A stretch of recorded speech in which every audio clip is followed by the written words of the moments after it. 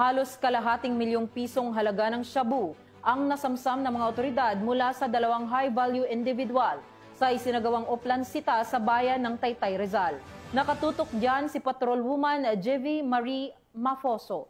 Ito ng Taytay Municipal Police Station ang dalawang high-value individual sa illegal na droga sa isinagawang oplansita sa Barangay Santa Ana, Taytay, Rizal. Ayon sa pulisya, pinara ng mga rumisponding pulis ang motorsiklong sakay ng dalawang lalaki.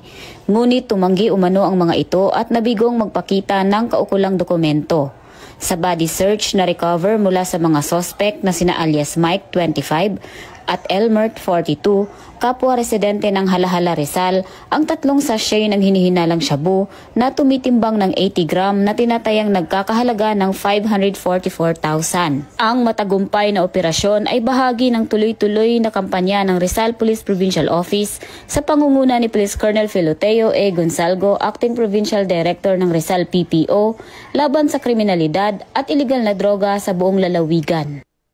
Mula dito sa Calabarzon, ako ang inyong Police News Network Correspondent, Patrolwoman Jevie Marie Famoso, alagad ng batas, tagataguyod ng Balitang Pulis.